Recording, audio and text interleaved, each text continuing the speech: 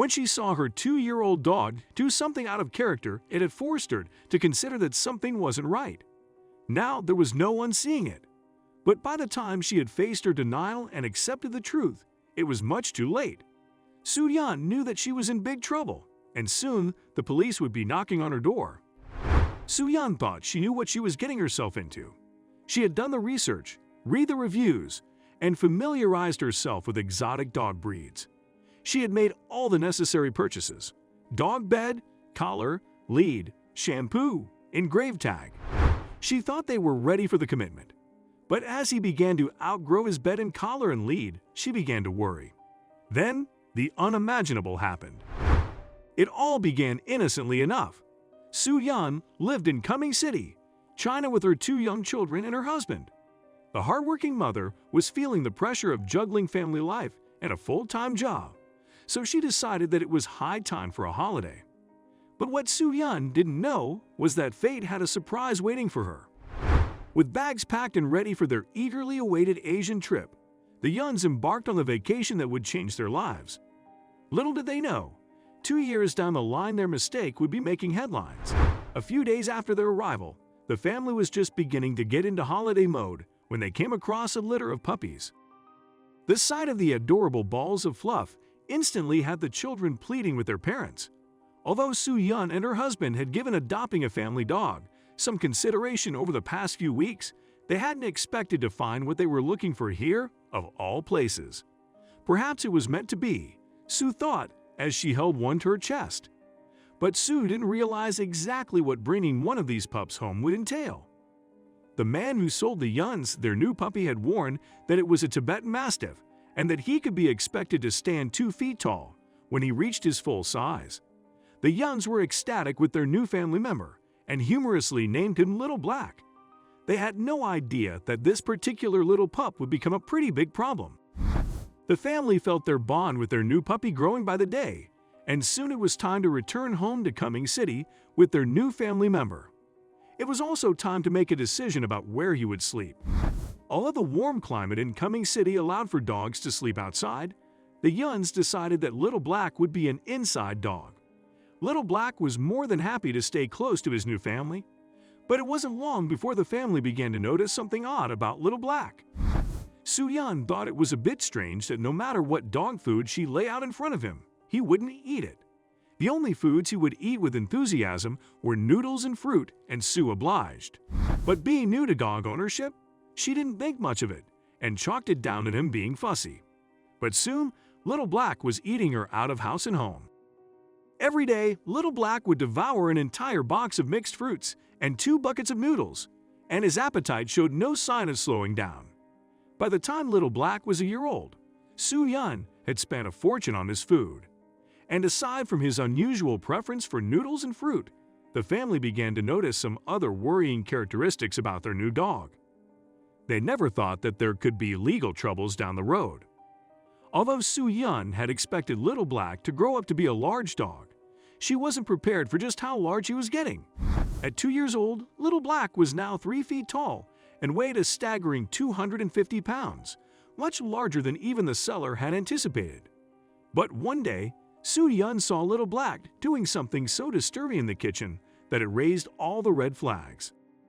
Su-Yan walked in to see Little Black standing on his hind legs. Su had seen other dogs stand like a human while doing tricks or begging for food, but this was different. It was finally time to come to grips that there was something very strange about this dog. Then, she started to become frightened.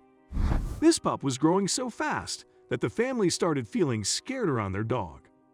Not visible as a puppy were certain features, like the size of his teeth. Little Black was now constantly standing on his hind legs. He disliked walking on all fours.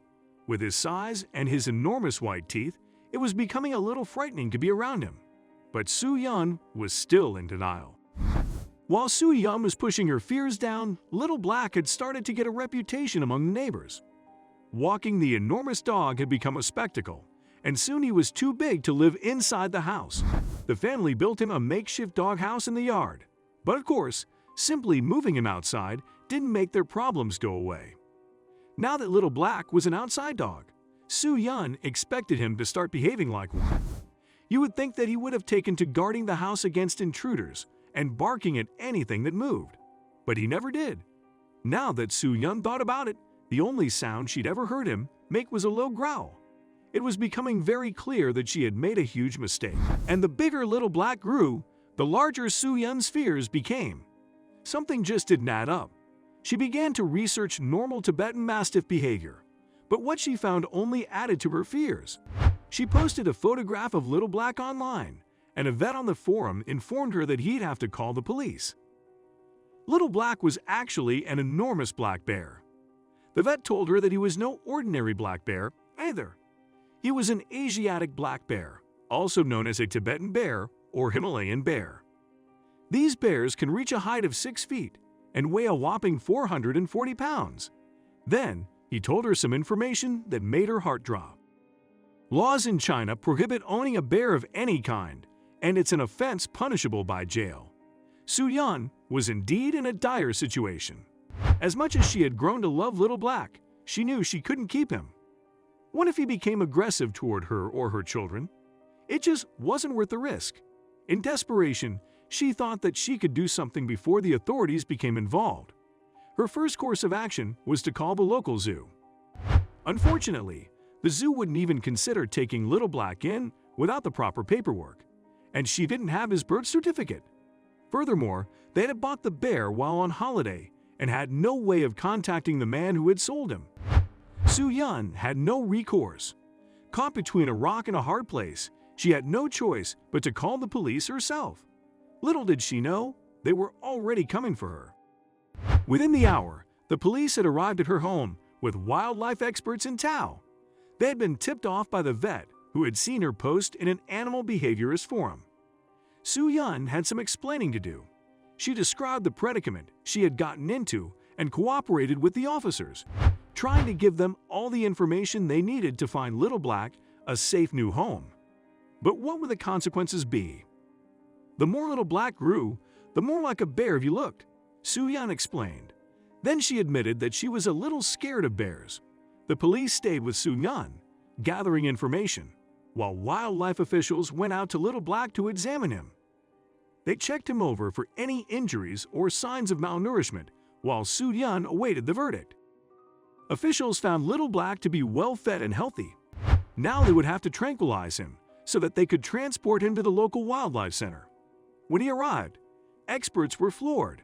Soo-yeon had indeed been keeping a dangerous Asiatic bear in her backyard.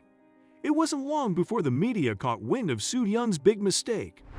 The biggest question everyone wanted an answer to was, how had Soo-yeon and her family had been oblivious to the fact that their puppy was actually an enormous wild animal? It wasn't long before National Geographic stepped in and covered the story, causing a public outcry and becoming a viral sensation overnight. Now, with all eyes on her, Soo-yeon was painfully aware that she may face jail time. With all the media attention and public outrage, something surprising happened. People began to share their own stories about adopting domestic animals, only to find out some time later that they were another animal entirely. National Geographic stated that this is not the only case and that it happens a lot more often than you may think. But would Soo-yeon have to pay for her mistake? Fortunately for Soo-yeon, her continued cooperation with the authorities was acknowledged and served a key role in their decision about her punishment. She reiterated that the incident was unfortunate, but had been a case of mistaken identity. After all, the man who had sold her Little Black had claimed that he was a Tibetan Mastiff. Soo-yeon avoided jail time, despite Asiatic bear's protected species status. And although having Little Black moved to a sanctuary nearby was the best decision for the family, and for his own sake, they still missed the pet they knew and looked after for 2 years. The good news is that the story has a happy ending. Little Black will continue to live out his days on the reserve and is in good hands.